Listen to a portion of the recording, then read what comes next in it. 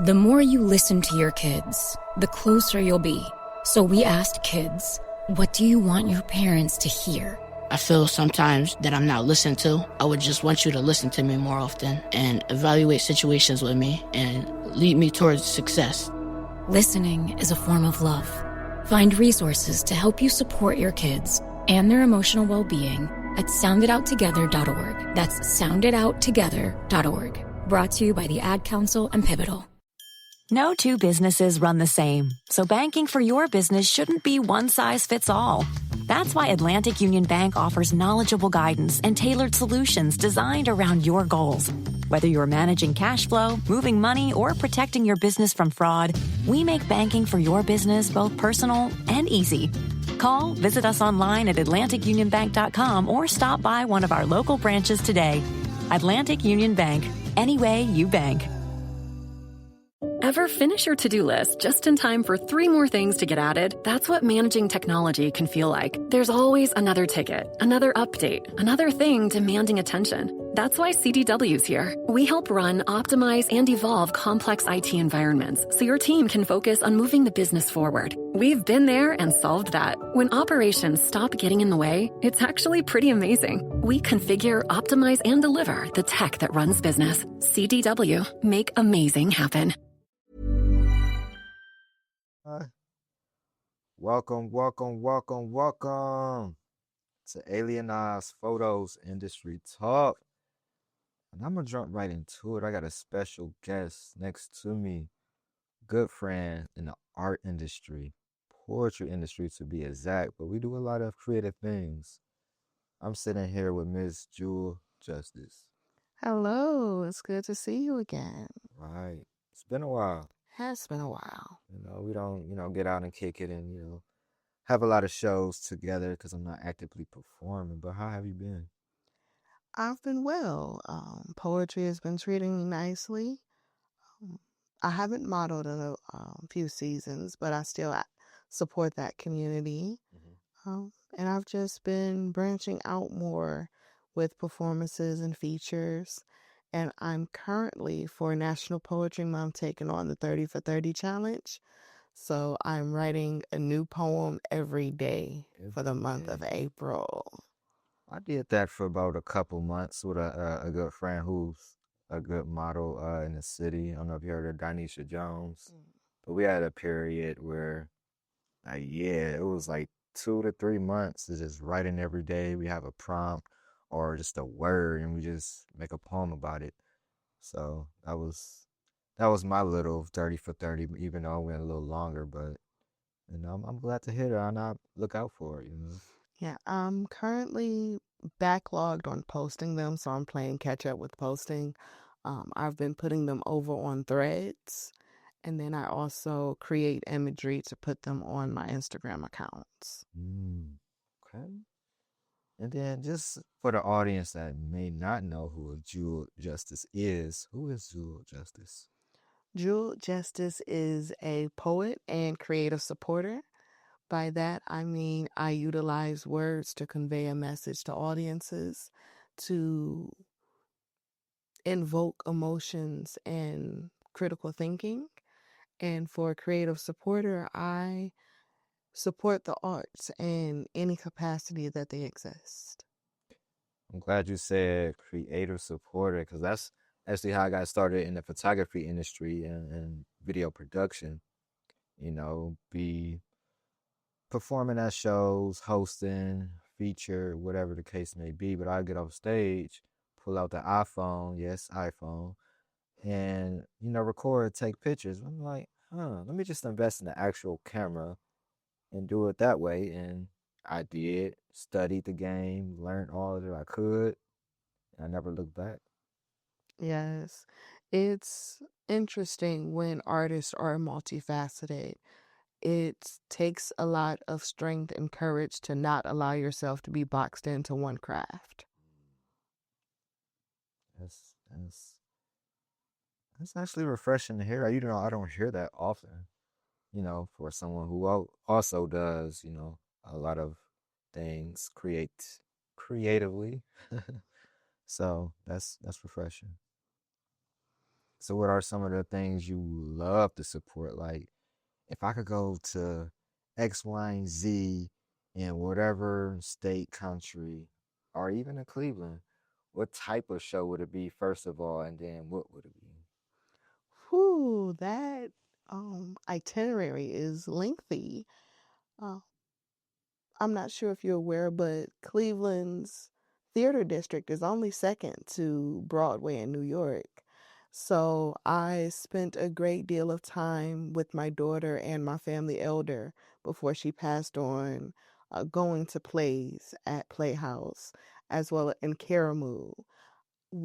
I recently had the privilege and the honor to take my daughter to see the Cleveland Orchestra play the film score of the Black Panther while the Black Panther played.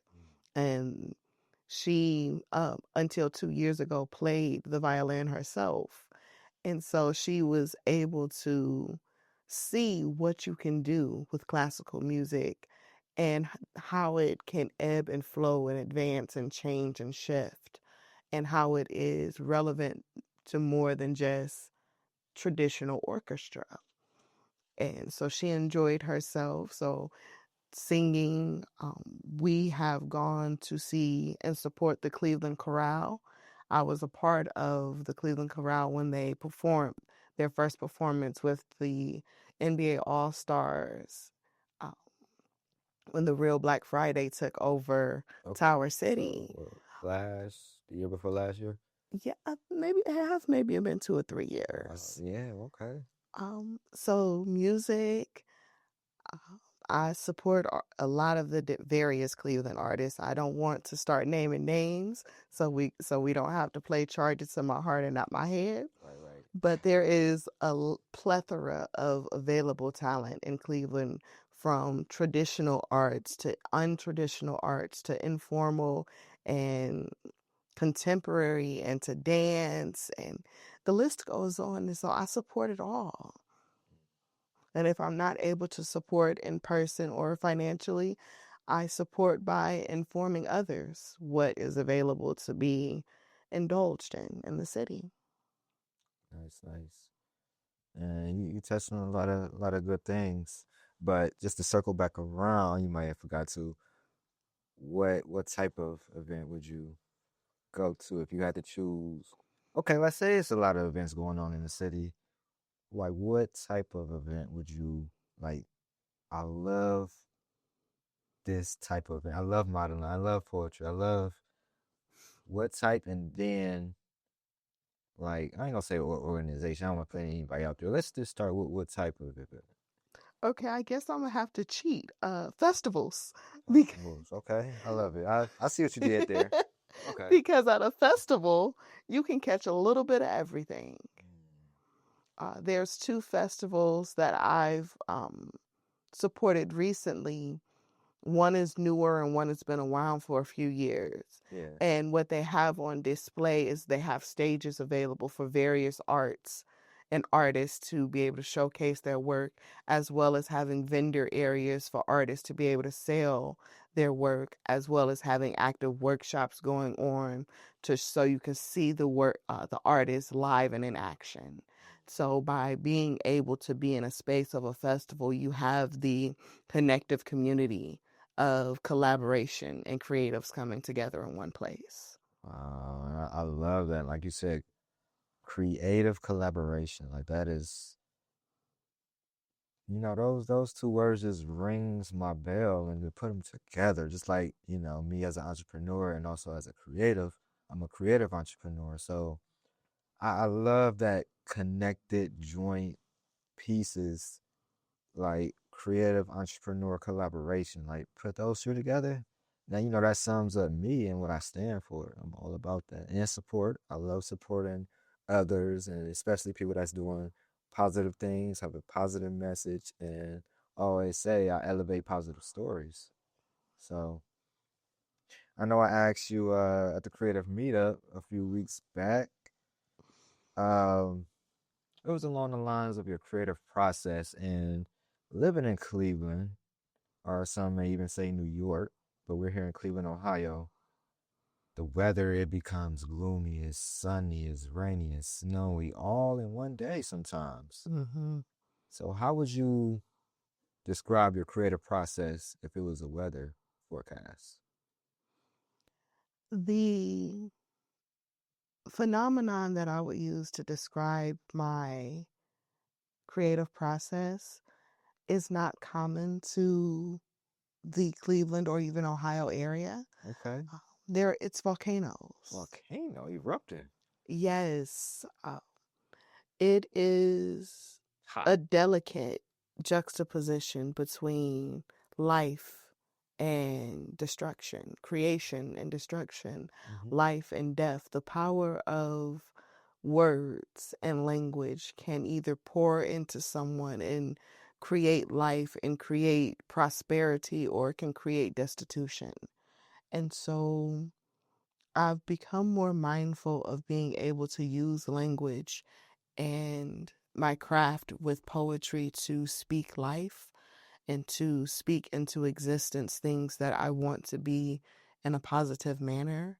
But I am fully cognizant and aware of the times where I've used language in a destructive manner. And even when I have been on the receiving end of destructive language, and I'm in a process of learning how to recreate the narrative, not to take away from what has existed, but to learn how to better edify the truths that I not want to believe because I'm creating a utopia, but want to believe because if not, there's the only option is death if I don't believe that life is possible. Whew. Um, that's some powerful words. And I know you personally, and we have a similar style as far as pushing positivity and, big on words and language. So how do you balance that? Like there's a lot of darkness, negativity around you, because it's natural to write about it and talk about it. But how do you turn that into a positive light? A lot of the times I'm learning recently that a lot of the ways that I've been expressing myself and have been allowed voice isn't just me. It comes from my faith in God. It comes from me allowing Him to guide my words and my footsteps. And for a while, I ran away from that. Um, Not because I feared self, it was because I feared the responsibility and the mantle and the calling that I knew that I was supposed to serve in. And being from a place where I was constantly told that I wasn't worth filling that need. How did you prepare for that? Like how did you know you was worthy? I still question it, but I have been left with no choice but to follow and move. So I have a poem where I talk about how God treats you like the 2-year old you take to the bowling alley and they have the bumpers up to cover the gutter. So you have no choice but to stay in your lane. So some events have happened in my life where I have no choice but to be focused because what I was using as a coping mechanism or a distraction have been removed. And it was not a fun process. Wow. So let's take me back and just to mention for the audience, how long have you been in the poetry industry? I have been writing poetry since I've known how to use words. Okay, so let's just take us all back. So I love discussing different industries. So how was the poetry scene or poetry industry for you when you first started versus how it is now? I am I'm a poet in the traditional sense. I am a poet in that I use my poetry to record my lived experiences or the lived experiences of those around me. I am coming to accepting my poetry is not for entertainment. My poetry is to convey a message, it is to enlighten the mind, it is to stir the heart, it is to cause one to look at self and reflect on whether or not the person they currently are is who they want to continue to be. It is to challenge the perceptions that people build around themselves. When I came into poetry, the poetry that I came into growing up in, and the poets that were around me, they used their poetry to activate, for advocacy, to speak out against injustice. And that's not entertaining. That's not fun. That's not going to always garner laughs and claps and adoration. It's going to cause people to admonish you occasionally, because it's uncomfortable when you make a statement and someone feel as if their toes have been stepped on. And instead of going and getting the first aid kit to mend themselves, they'd rather place blame. And so I didn't grow up in what a lot of people, and I'm coming to know the term is slam poetry, or competitions with poetry. Uh, I don't memorize my poetry. I read it. Interesting. And one thing that, speaking to a fellow poet that does similarly reads their poetry, has stated to me, and we even are working on a project together, they said, my emotions are my punctuation.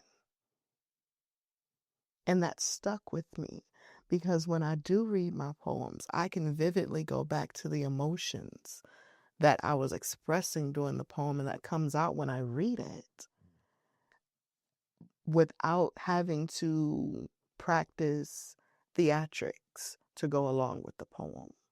And so the way that I speak, the cadences that I use, the words that I convey, the motions when I do use movement, it's sincere. And I'm not saying that those that participate in slam poetry are insincere. It's just not my style of poetry, and it's not how I grew up in poetry. Now, I've attempted to do a few slams here and there. And recently, I actually received positive feedback that I'm doing better, considering when I first slammed a few years ago. Yeah. But it's a difference for me. And even when I did participate in this most recent slam, because of the rules that were established around this particular slam, I ended up doing something that most people don't know I'm capable of, which is freestyling. And I freestyled without a prompted word. And I ended up making it, I didn't make it to the last round, but I made it further than I had made it previously with attempting to participate in a slam. And I was proud of myself and allowing myself that time to express from a pure place of creativity. Very pure. Yeah. We're going to have to have you freestyle a little bit later, or maybe read. I don't want to put you on the spot, but I give you that option, freestyle or a read poem that you've written. And that was actually one of my questions about slam poetry, because I can slam, but I prefer more performance poetry. Like, that's not my style. Like you said, some people do it for different reasons. And slam poetry, it's like that. It's a whole nother level, and just it's not me. I love making people feel good. It's like that chilling, kind of like you put on a record from Common, or um, a lot of positive artists. That's just me. So I want to ask you the question for the audience that may not know the difference between performance and slam poetry. Where are the key differences,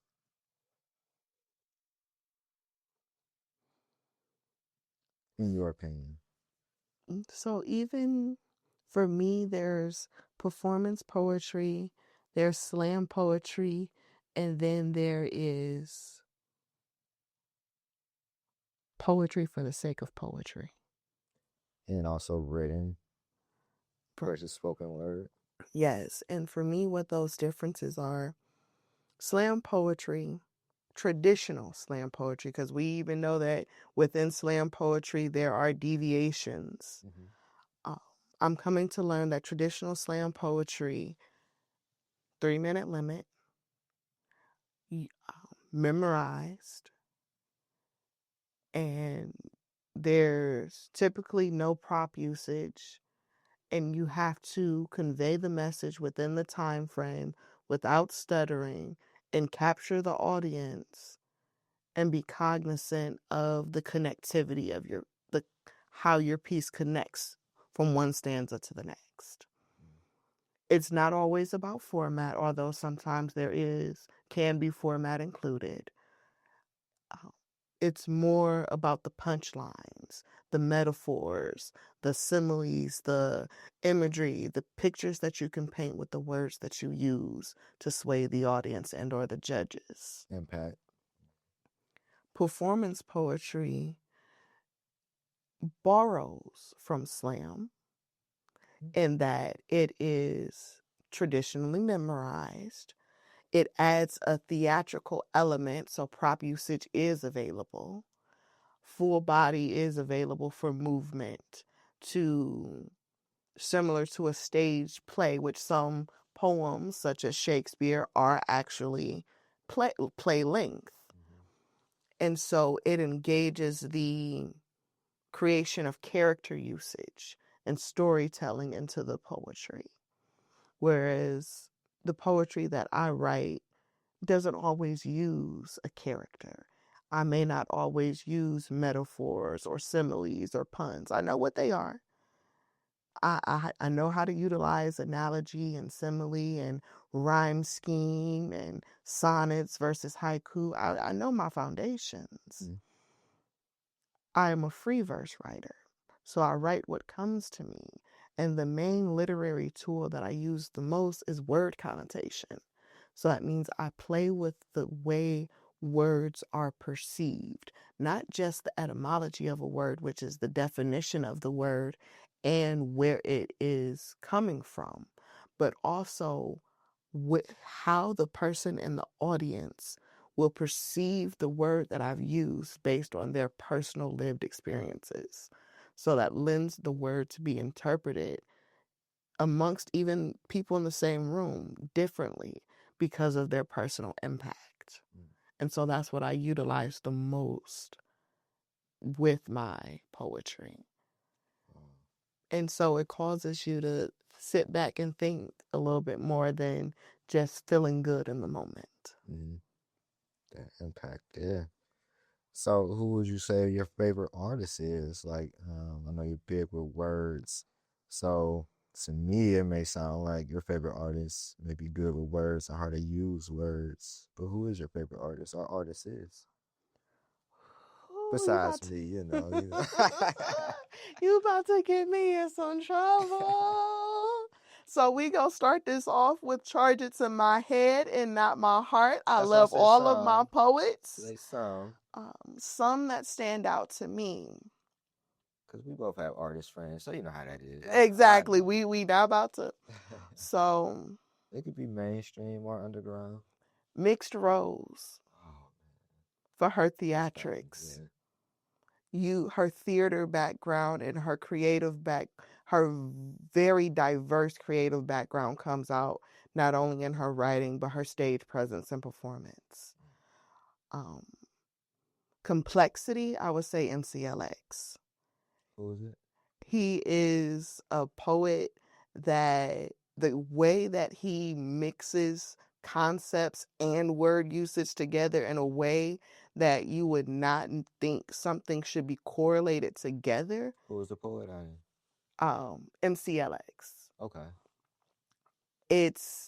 He has two poems that he's become known for: Traffic and Sleep Deprivation.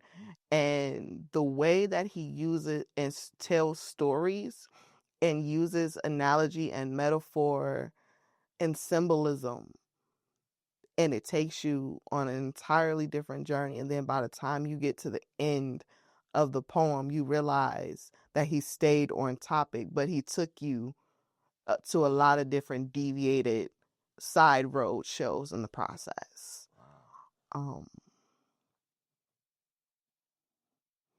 I would say Ray McKell, because she does great with personification.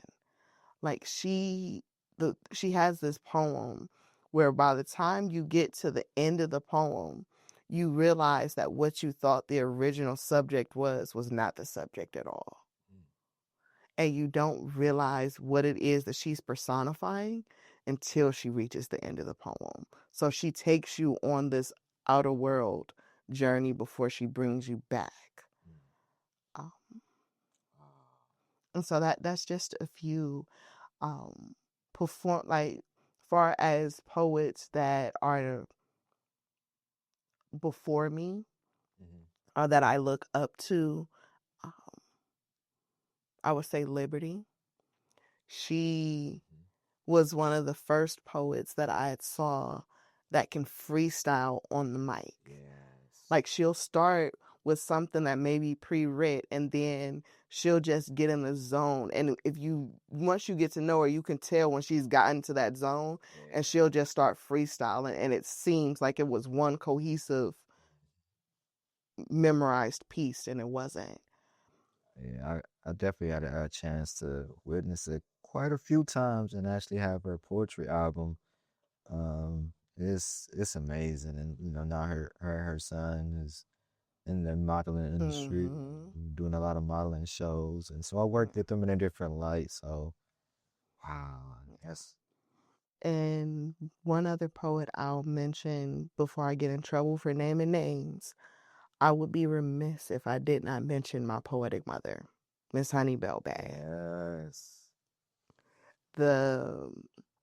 Not only the way her stage presence, her style, because when I say she is meticulous about her theme matching, if she's wearing, if the colors that or the event are going to be purple and gold, she walking in head to toe dripped. Everything's coordinating. So not only does she make sure she's matching whatever theme she's established, she's bringing with her things to match. So I remember she had did an event, and the poem that she was sharing was, or either poem or sermon she was sharing, was about seashells and how hermit crabs line up to change shells. And the message was how we have to learn how to get in line for our blessings. We can't always be in competition with one another, because we never know if what we're growing out of may be the perfect fit for the person coming behind us.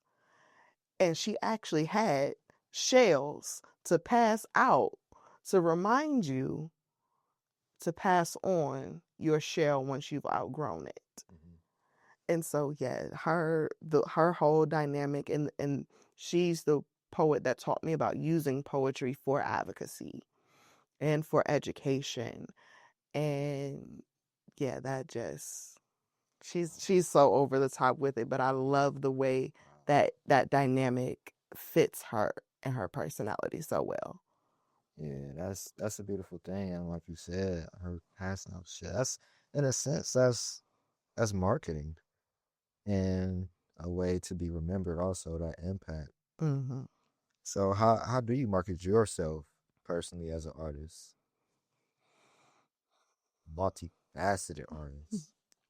So one thing I have definitely become known for is my shades. I have them in a plethora of colors, of sizes, of shapes. And it came from a place of my introvertedness, of me not wanting to be center stage, of not wanting to see the audience.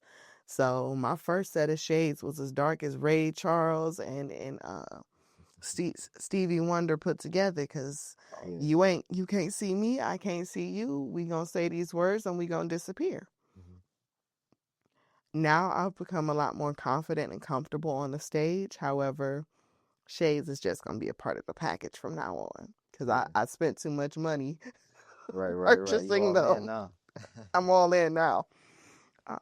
Also, on the fashion side, I've become known for how I present myself when I go onto the stage, even if it's just an open mic. I had one poet tell me they don't remember if they've ever seen me in the same outfit twice. Not that I own that many clothes, I don't think. Uh-oh.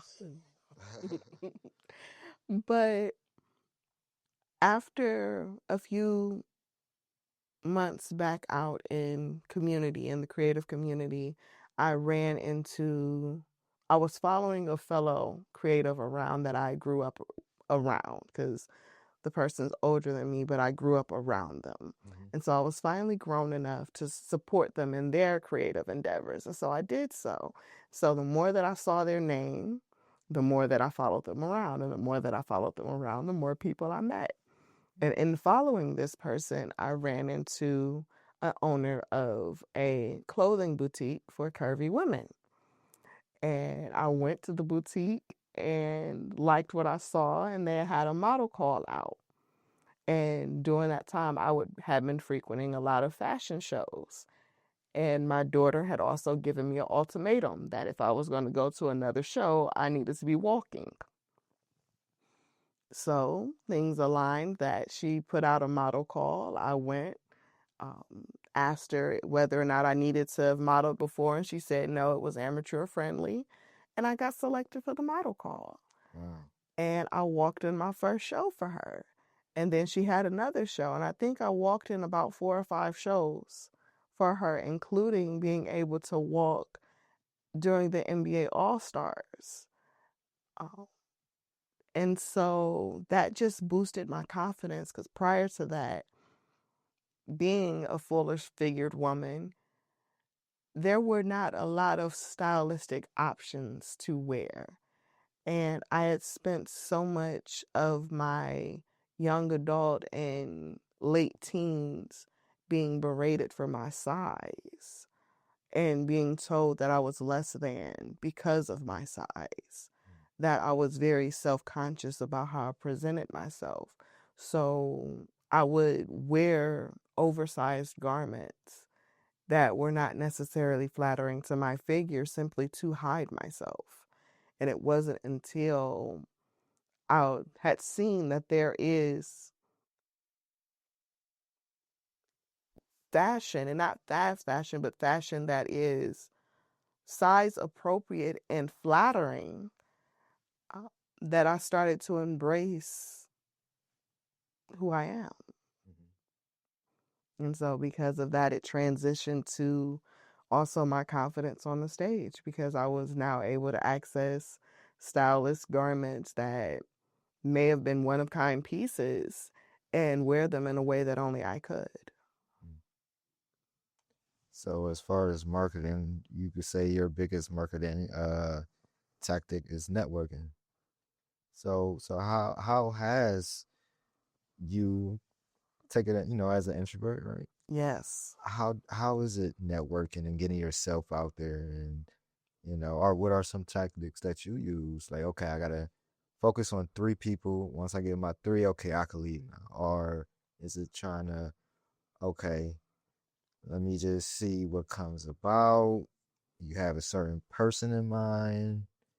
What are some of your networking tips for other, introverted artists or entrepreneurs? First, be comfortable with yourself. And if you're not comfortable with yourself, get comfortable with your accomplishments.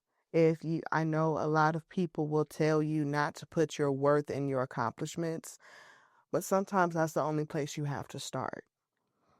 What also boosted my confidence to step out the way that I have now become known to doing is I served my country and community as an AmeriCorps Vista volunteer, Vista meaning Volunteers in Service to America. During that time, the organization I was stationed with, I had made close professional relationships. And those professional relationships became personal friendships.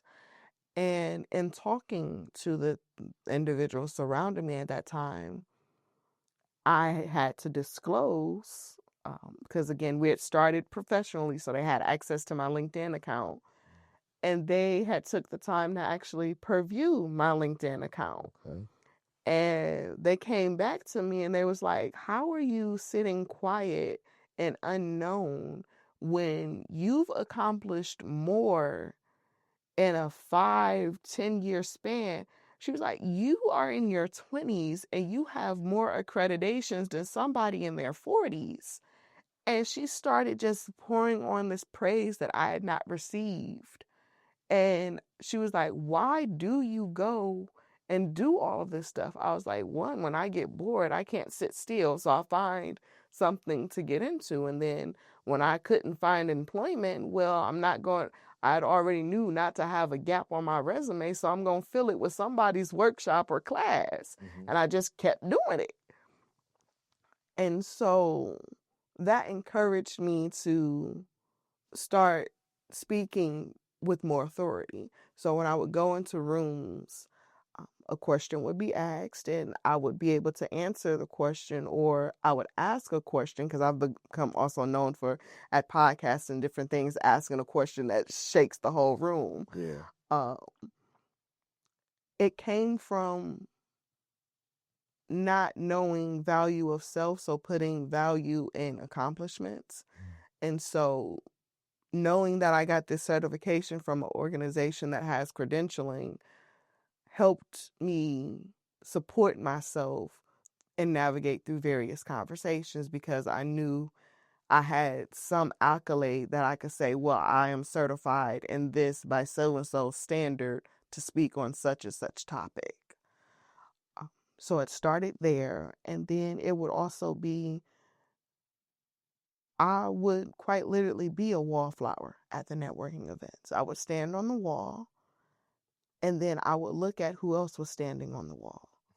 And then I'd go and lean on the wall against them, and we'd look at each other and look at the wall, the rest of the room, and look at each other.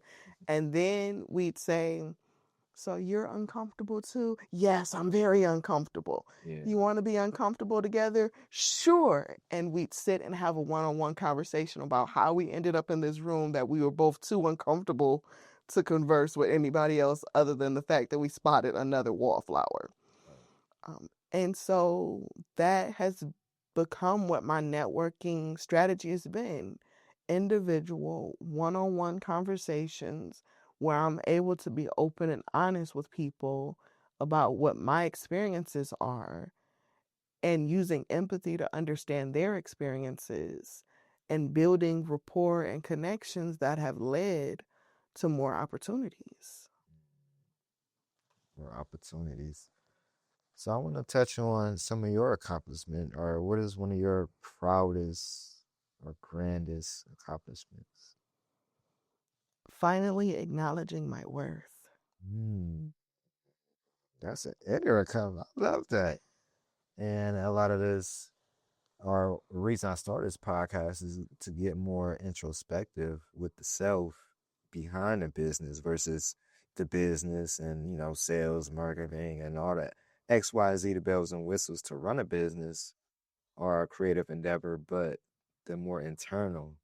So I'm glad you said that, because it's not a true award or accomplishment that you hang on the wall. That's inside you. Wow. Yeah, I Needs mean, to project it out. and I'm finally learning how to do that.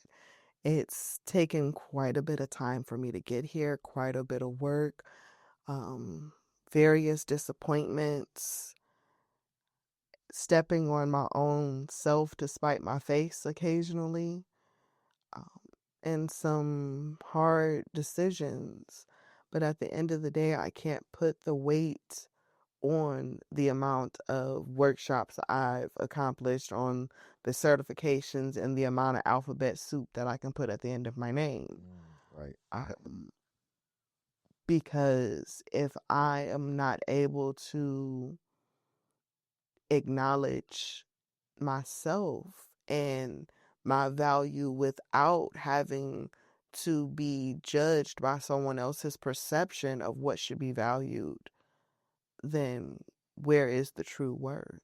Because when, say, at any given time, especially in today's climate, one of those certifications lose their accreditation rights, then what is the value of what I learned? Is it simply because ABC company said that they taught me something? Or is it because I was able to pull knowledge from ABC company, mix it with my lived experiences, and convey a collective message to the next person? Hmm. So passing it on to the next person, what sensory systems do you use, if any at all? Touch, feel, sight, smell, or if not, some that you would like to include?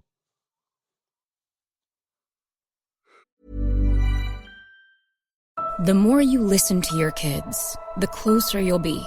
So we asked kids, what do you want your parents to hear? I feel sometimes that I'm not listened to. I would just want you to listen to me more often and evaluate situations with me and lead me towards success. Listening is a form of love.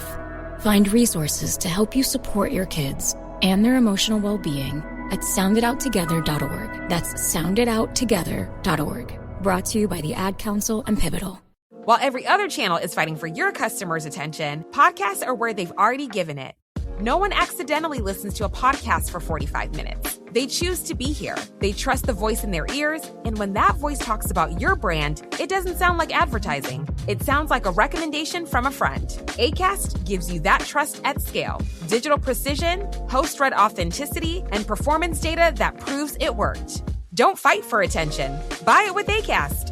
Learn more by visiting acast.com/advertise.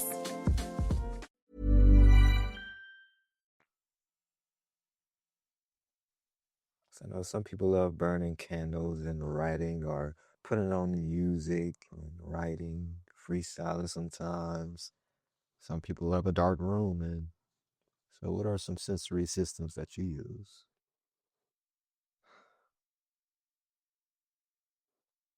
Lived experiences. Sometimes it will be a song that I'm listening to that makes me have a thought. Like when I wrote the poem Diva, a few years ago, I think it was the BET Awards or something. Beyonce's song, A Diva is a, I don't even know the lyrics because all I know now is my acronym. Yes. Yeah. And I was like, is that all a diva is capable of being? Can't a diva be more than what is currently being mainstreamed? And so then the acronym came about, A Daughter Invested in Victorious Achievement. It gives an entirely different definition to diva. It's more than just a prima donna that has her head so far up the clouds that she can't see what's in front of her. It gives it a meaning of someone that recognizes their humility, recognizes that they are subject to someone else's authority, recognizes that they are responsible for the mantle that they carry. And so now my daughter runs around talking about diva this, diva that, and she's referring to my poem. And so now it's, again, words have power and two-edged sword. So now I have to deal with an 11-year-old running around telling me, well, you told me I'm a diva, so I'm not going, and we not going, and I don't settle for. And I was like, okay, let's reevaluate the standards and definitions of what we're going to use. So now when we have conversations and it's time and it's a moment where she needs to be redirected, I remind her, okay, you said you're a diva. What is the definition of a diva? What is the responsibility of a diva?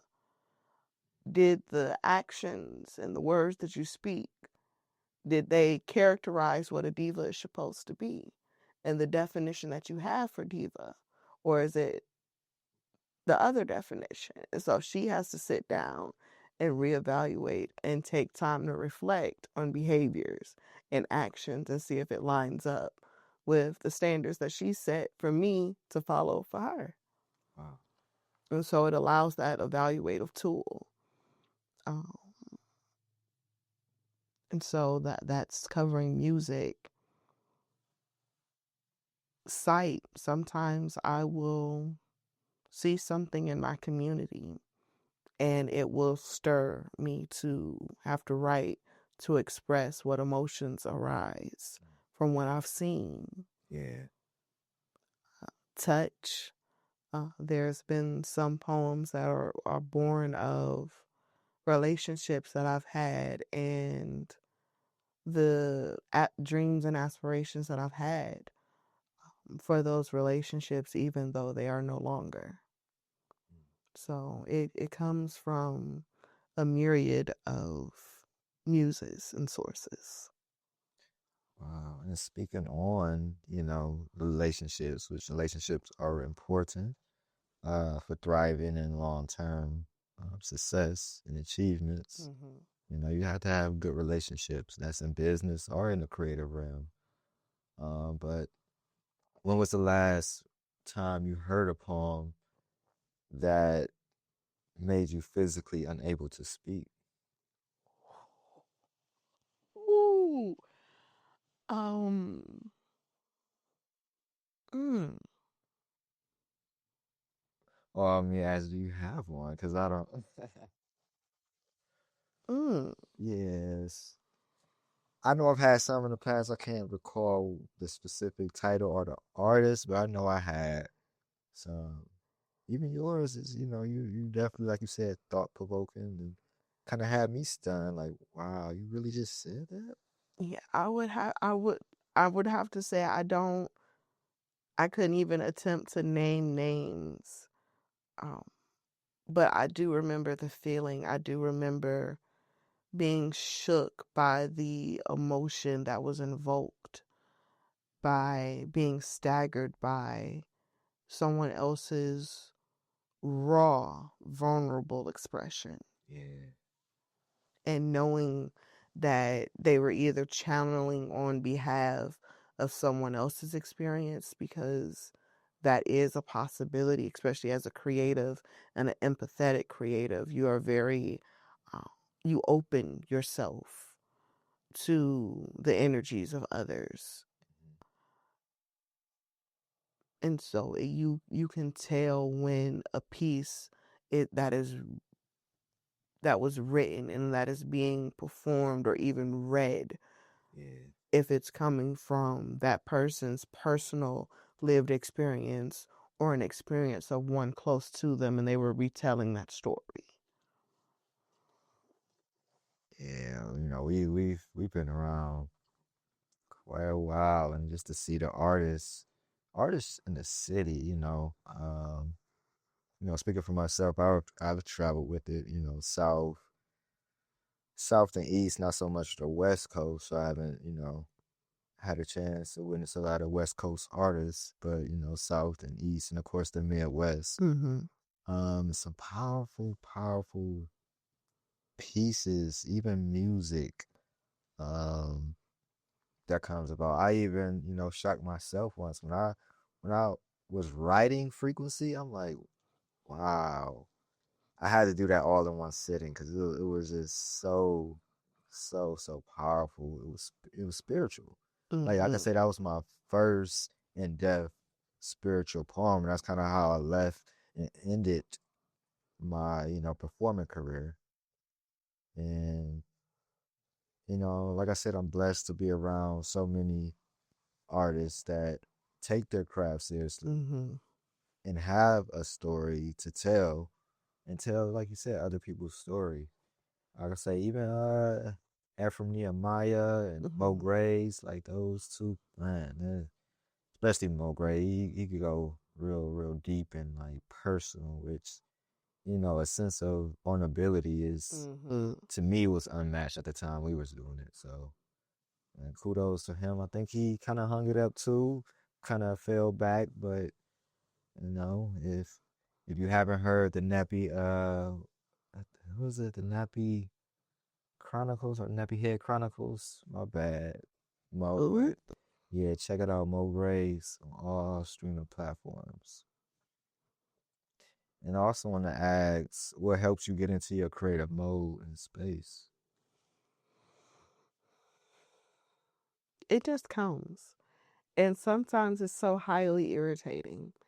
I occasionally suffer from insomnia. And it'll be moments where I know I've finally fell asleep. And then all of a sudden, all of these thoughts start running through my mind. And then I'm up. And then I'm on my phone because I finally converted to technology so I don't write my poems physically anymore because that became a problem. I have both myself. It became a problem for me because if I'm physically writing while feeling the emotion that's overcoming me, I am not writing in the English language. I am writing in Egyptian hieroglyphics. It is, and then if I put my pen down, walk away from the poem, and come back, it's only by the grace of God that he gives me the poem back because half the time I cannot go back and reread it. And it don't matter how I try and pace myself. It don't matter if I start off writing in print, I'm going to switch to cursive. And when I write in cursive, it doesn't matter if I have the page tilted one way. My handwriting always slants to the opposite direction that the page was sitting on. And so it just, and I think I've shown you some of my old writing. Yeah. I could have been a doctor writing prescriptions at this point, my handwriting. I still have a poem that I have it in unencrypted because I was trying something new back in the early 2000s. It was a cool thing to like write your poem in random shapes. So I tried writing a poem in a spiral and then I ran out of space on the paper. So I inverted the spiral on itself. So now I do not know which part of the spiral is the start or the end of the poem. Another time I did not have an ink pen or regular paper. I just had this yellow or orange flyer from church and I wrote on the back of it with yellow highlighter. That poem took about 2, maybe 5 years to figure out what it said. And by that time, the highlighter has faded. Yeah. The orange has faded into the highlighter. Like it was, I don't even know how, other than I know God gave me that poem back to finally share with the world. Wow. I mean, you touched on something, even with business notes and like things for my business, I'm always writing things down. It could be a napkin, it could be a piece of paper, like you said, a flyer, a skin, an arm sometimes, back of the hand, whatever I could write physically on with a pen, I'm gonna do it. And, I'm gonna transfer it to my phone or, laptop later or wherever I keep my notes. So I definitely can relate. But now I love technology, so sometimes I may write something. I could take a picture of it, and I have the ability to copy and paste the picture onto a notes. So I love technology. So here's where I use technology to my advantage. Going back to me being a freestyle, free verse writer, recently I've been freestyling more often. And it's I shouldn't say more often because I've always freestyled. It's just half the time those poems was lost. Because once I get in the zone and I start talking to myself out loud and it be a poem, That part, yeah. I'm not writing it down. And we already established I don't remember my poem. So that would just said to the wind and gone. I now stop myself, turn on my voice recording app in my phone, say whatever it is my heart desire is, turn it off. And at first, before voice recording technology caught up, I would have to pause, play, replay just to type it out into notes.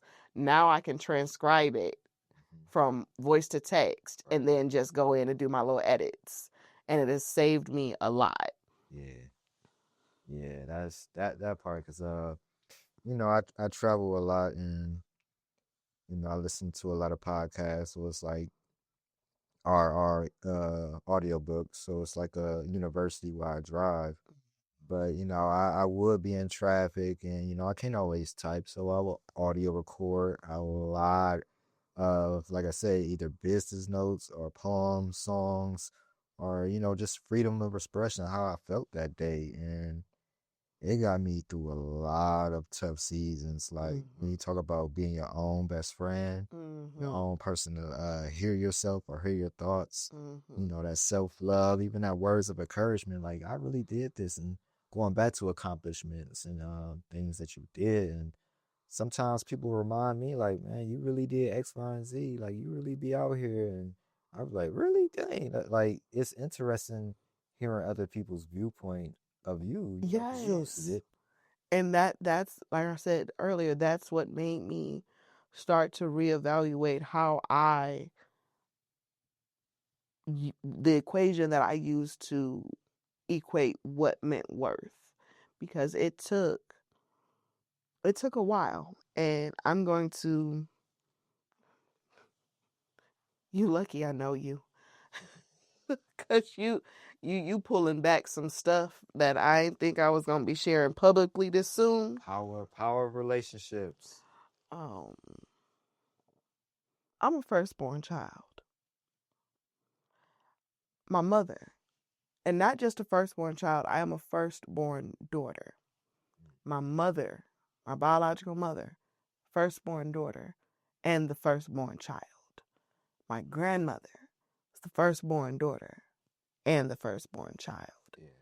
And I believe my great grandmother was as well. So that's more, and my daughter is a firstborn child, firstborn daughter. Being the eldest child comes with a mantle of responsibility that is not always discussed. And being that firstborn and being a daughter in a society where the firstborn traditionally should have been male, you carry a different type of responsibility. I have 2 younger siblings. I have been in foster care and was adopted. And it was my responsibility as the eldest to keep tabs on my 2 younger siblings, even though we were in separate foster homes. We all got adopted into separate homes. Because I was the oldest, they are 4 and 6 years younger than me, meaning they didn't remember much of our biological family. If when I was removed from the family, because we were removed at the same time, I was 10. Yeah. So it was up to me to, one, remind them who they came from, that there was a family that still loved them despite circumstances, how to have access to this family, and that I'm still there for them. And that has become a mantle that became so heavy to carry, it has affected my ability to partake in romantic relationships, because it wasn't understood why, when my phone would ring, didn't matter what time it was, if it was one of their numbers, everything stopping is coming to a halt, and I'm going to see what they need. And it was thought of to be an abnormal relationship, without the understanding that in their eyes, because of how young they were when they were removed from the rest of the family, I'm the only blood family they got. So I'm the only one they can call. I'm the only one they gonna lean on. And that's heavy, considering what emotional traumas that I had to endure during the time that I was in foster and adoptive care, and still be strong for those around me and not know where it would be safe to unburden myself.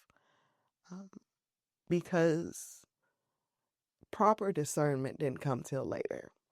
So I would go to people thinking that I could share my cares with them and have a shoulder to talk to, when in fact it was a set of ears connected to a mouth that would go and tell someone else.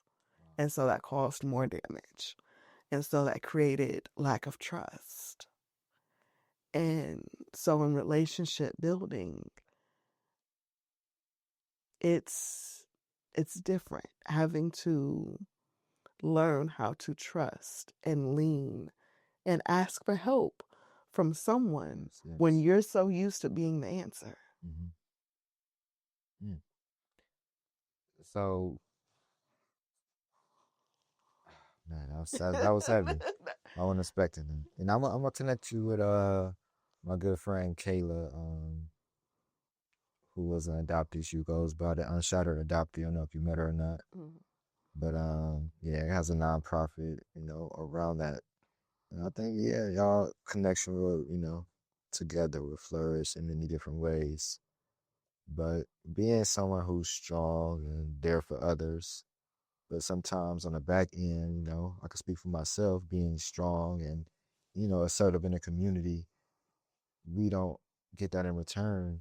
So how let me say, how has it been, or even do you have people that are there for you, who's there for the strong when the strong is there for everybody else? I can finally say that I finally found my tribe of people. But it even in finding them, it took a while to trust. And for me, trust doesn't just come from you saying you're there. For me, it took actions, and it took repetitive action. I have two girlfriends that both of my close friends are both older than me. No, just define girlfriends because some people are like, oh, it's my girl. My homegirls, they got my back. Yes. I was born in the 90s is the original definition. Look up the TV sitcom. I just like clarification for those.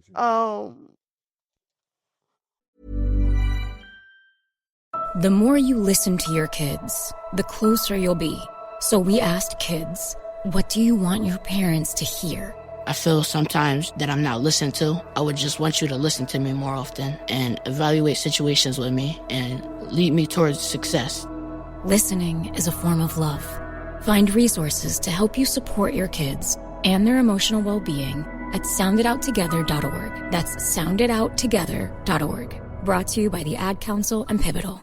Most people don't realize how much of their personal information is being bought and sold every day. Data brokers are making billions pulling details about you from public records and the internet, then packaging and selling it, usually without your consent. That's how your information lands in the hands of scammers, spammers, even stalkers. It's why you get endless robocalls and why ads seem to follow you everywhere. That's where Aura comes in. Aura actively removes your data from broker sites and keeps it off. They also instantly alert you if your information shows up in a breach or on the dark web. But Aura goes beyond data protection. With one app, you get a VPN, antivirus, password manager, spam call protection, dark web monitoring, and even up to $5 million in identity theft insurance. All backed by 24/7 US-based fraud support. Other companies might sell just credit monitoring or just a VPN. Aura gives you all of it together at the same price competitors charge for just one service. Start your free trial today at aura.com/safety. Protect yourself now at aura.com/safety. Both of them, these were professional relationships that became personal because I met them in the professional place. They saw me, and again, because I'm younger than them, they would see me doing certain things and moving in a certain way, and they'd be like, "Why do you do that?" And I would brush them off. And then at one point, they seen that I was struggling with things. And so this is where having friends that are older than you is a blessing and a curse. Because one day they your homegirl, and the next day they talking to you like they're your mammy. Yeah. So I guess I triggered the mama and my one homegirl, because she was like, yeah, I did X, Y, and Z, and you're going to accept X, Y, and Z, and we're doing X, Y, and Z, and you're just going to show up. And she showed up for me in that way more than once. And it took a while for me to realize that I could actually trust her. So when something came up with my family, I had no one else that I could trust to be that vulnerable with. I called her. And she was like, I'm shocked that you actually asked for help.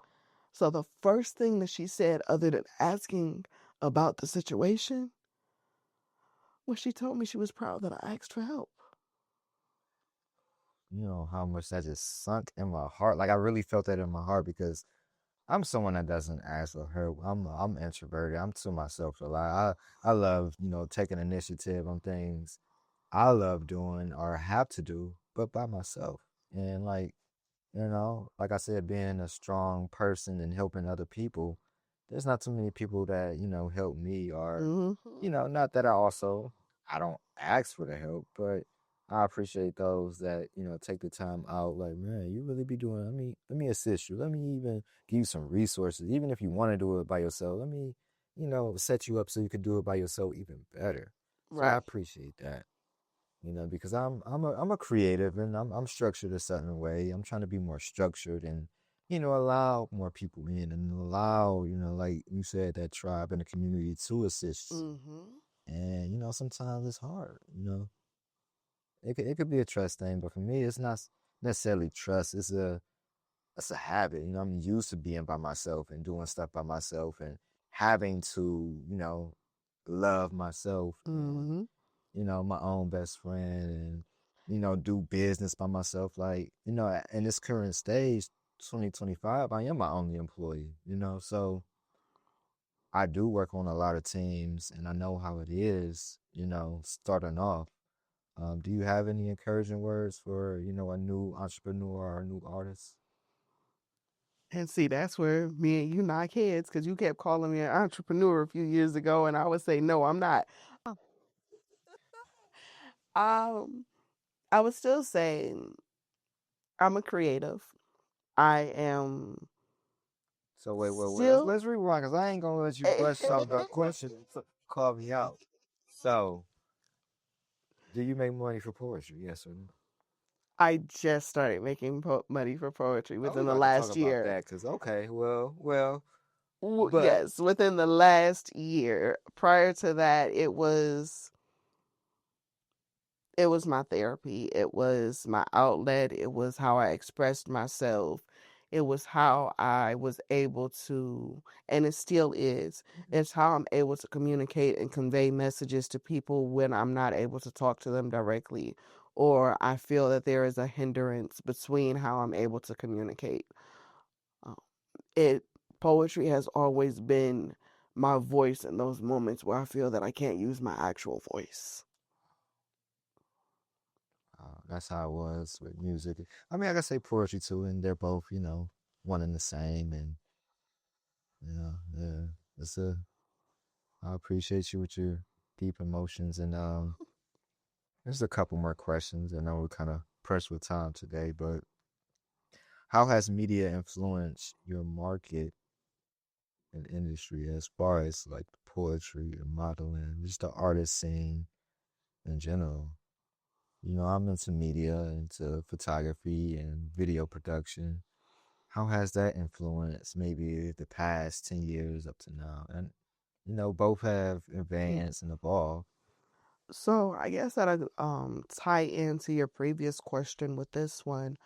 What I would advise someone coming up and wanting to be a paid artist is to find what skills you have from whatever your professional day job is, and how you can tie them into what you do creatively.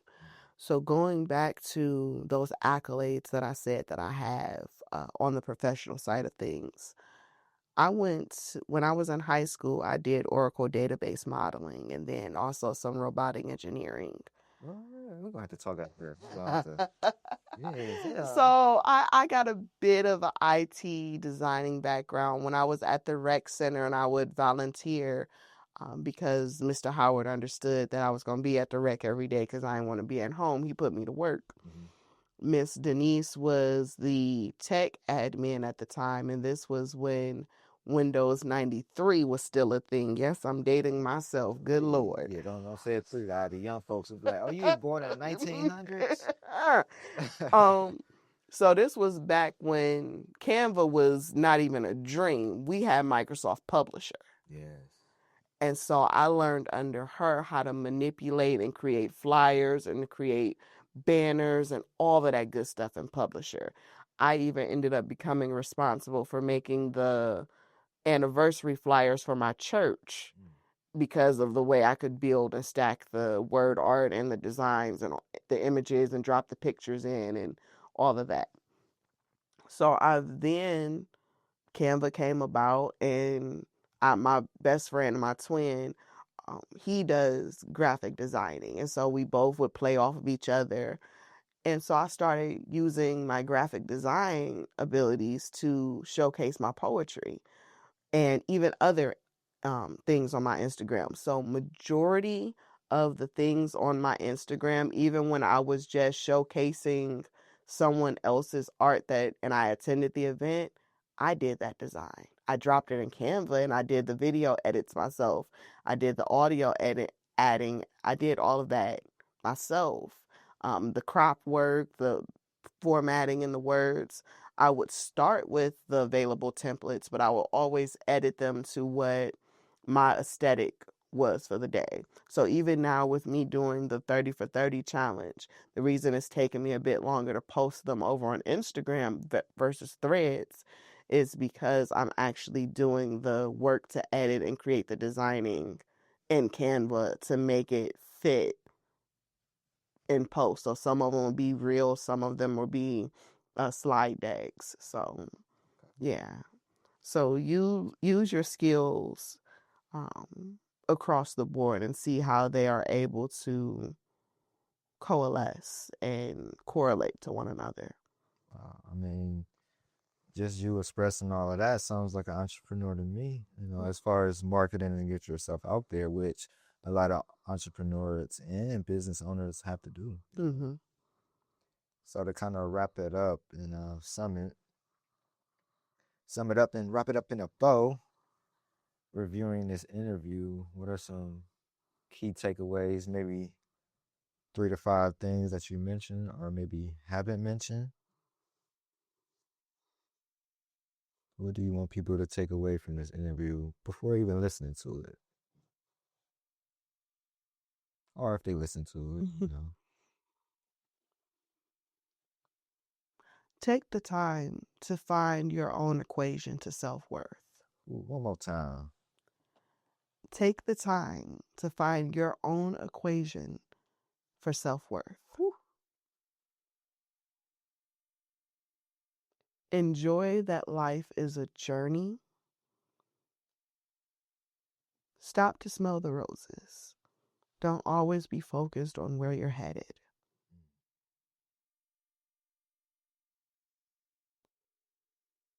It's okay to ask for help, but use discernment.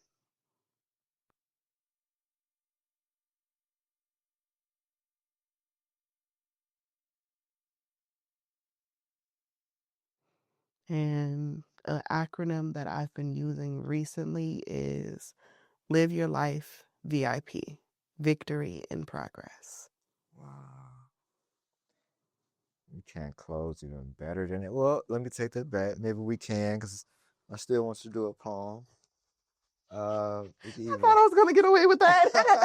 I can. I mean, I've expressed on this podcast in my silly episodes, like, one of these days y'all hear a poem or maybe a song from me, but I have artist friends, and what better way to do it?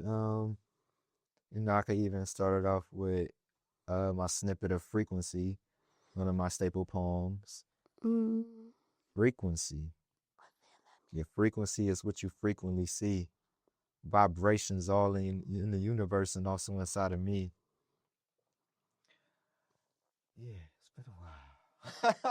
I was about to say, because if you're going to do frequency, that means I got to find the version that I wrote after hearing that one.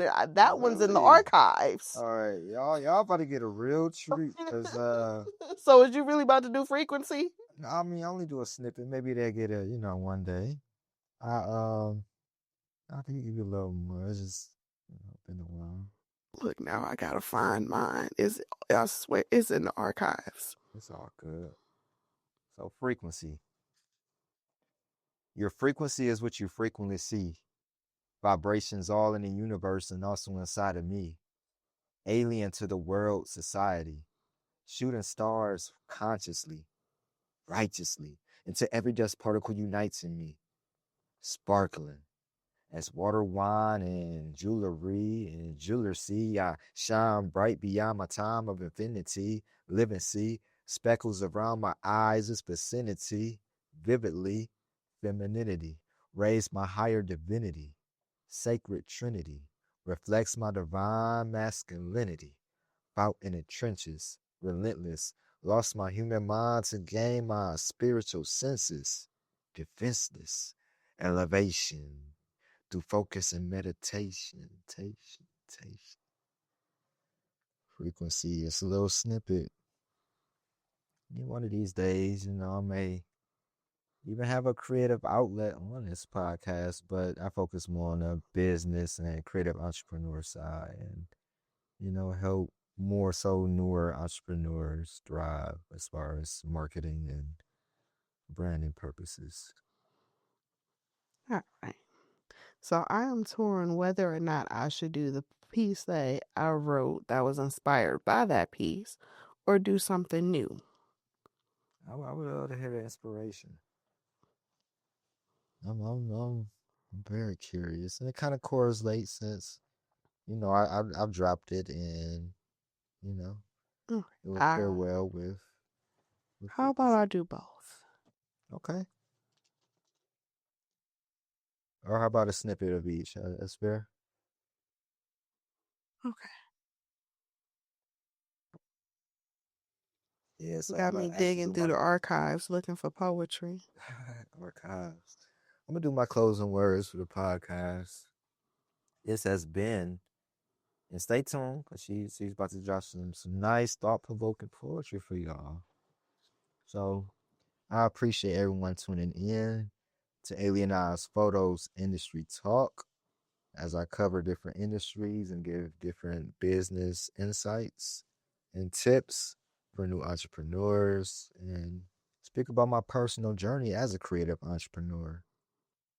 And I think Miss Jewel Justice about to drop some nice words for you all. Do you deserve me?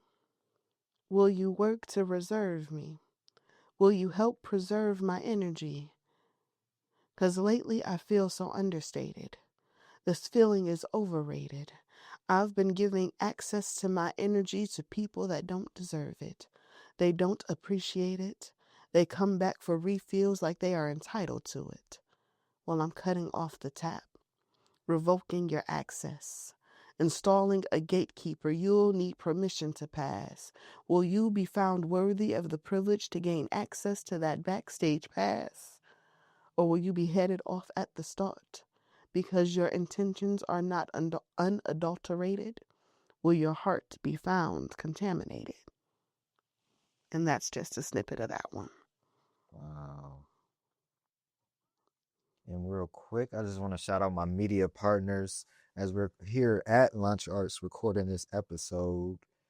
Yes, definitely check out Launch Arts Media, my video production partners, and I'm vice president over the vice production. I said vice production twice, and video production. It was 2 VP, video production and vice president. Yeah, VP. So And then also the Pull Up Experience, fastest growing podcast here in Cleveland, Ohio, business podcasters at that. And we had the opportunity to travel this past year and, branch out a little bit. So tap into the Pull Up Experience podcast. We're big on YouTube. That's our biggest platform right now. And we just started releasing a lot of the audio episodes. So stay tuned. Then also, I can't forget about my brand, right? Eyez Photos Media, where I focus on a lot of event photography nationally, soon to be globally. So, if you're looking for an event photographer or just even consulting, contact me at alienizephotos.com, and you can scroll down to the bottom. I'm reconstructing my site because I've been learning. So to put your contact info up top, but scroll down to the bottom or hit the booking link and send me some information about it, and we can set up a call and see if it works for the both of us. And again, if you want coaching, I do a lot of ideation sessions. I love bouncing off ideas with others, especially other creatives, not just entrepreneurs, not just artists, but creative entrepreneurs. So if you love coaching, you need strategy, you want to build your brand more, you can have a session. So contact me if any of those fit your needs or wants or desires. So we'd like to close out this episode, Miss Jewel Justice, and where can everybody find you at? So my poetry can be found on Instagram at JEWELEDGEMS_. And the link in my bio will take you to any other interviews I have, as well as my Threads account, my YouTube page. My primary Instagram is Jeweled Justice. That's where you will find all things me. And that's JEWELEDJUSTICE. Yes, ma'am. And then, I will have it all connected to the show notes. So if you can catch it, or if you're driving or anything of that sort, it will be in the show notes. So I'm going to close this out with I've been writing these poems. It is a poetry prompt that went around, I believe, either in February or the latter part of March. King Luce challenged me to the challenge that he had been challenged in. And I think King Kamea, I know I'm butchering that name, originally issued the challenge. So I've been writing these poems. To express the recessed thoughts of my mind is more like a device to unwind, unbind, unravel, rewrite the prerequisites of my life. See, I write these poems, songs of praise to God that created me, because he saw me when I didn't see myself. I write these poems as encouragement for others still traveling through the dark. I'll be the light shining at the end of the tunnel, showing you there's better on the other side. I write to show you that you can photosynthesize pain into your own chlorophyll. I write to show you you can overwrite, remix, retwist, re-encrypt to decrypt those things you felt you were stuck in. I write these poems so you don't feel as if you have to be buried in a crypt of your pain. I write these poems to transmute energy. I write these poems as a way to showcase my ability, as more than a way to showcase my ability to take letters, transform them into words, words into metaphors, metaphors into puns into similes, similes into fast meal thoughts. I write as if it's the only way I'm capable of breathing. I write these poems to intone the stories of those that have gone on before me. I write to inform the future so they don't forget their past, to carry on the existence of today so it's transcribed through time. I write this poem because I'm just the vessel it flows through. I write so these bits and bytes can be computed into your mind. I write and release into the atmosphere that the power of the tongue and the power of the pen are something to behold, to treasure, to cherish. But most of all is not there to be besmirched by your fear. I've been writing these poems. Wow, we cannot close better than that. And it's been a while. I'm definitely had to catch a live show because, yeah, Your poetry has always struck a nerve, and like you said, it's very thought provoking. And I appreciate that. And again, this has been Alien Eyes Photos Industry Talk with photographer Jackson, interviewing the well-known, word-crafted poet. I don't want to limit you to Cleveland. You're national. You're national now. Thank you. Jewel Justice. Thank you again. Thank you so much, Alien. Yes. I appreciate y'all. Until next time, like, share, subscribe, run back the previous episode, check out the solo episodes, and yeah.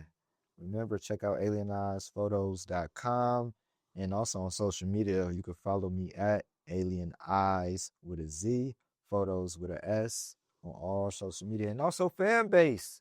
If you haven't downloaded Fanbase, check the Fanbase app out. It's the app for creators. I appreciate y'all. Godspeed, self-love, motivation.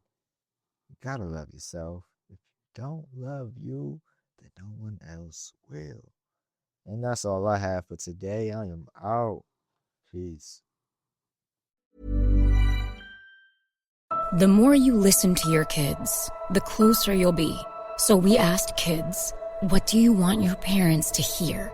I feel sometimes that I'm not listened to. I would just want you to listen to me more often and evaluate situations with me and lead me towards success. Listening is a form of love. Find resources to help you support your kids and their emotional well-being at soundedouttogether.org. That's soundedouttogether.org. Brought to you by the Ad Council and Pivotal. The new Red Bull Dragonberry Energizer is now at McDonald's. Made with freeze-dried dragon fruit. And made to lock in. The all-new Energizer, now at McDonald's. There's a fire inside you can't ignore. Stand still? Not a chance. You're a lifelong learner who's come this far. Now, we're here to help you keep going further. Capella University. What can't you do? Visit capella.edu to learn more.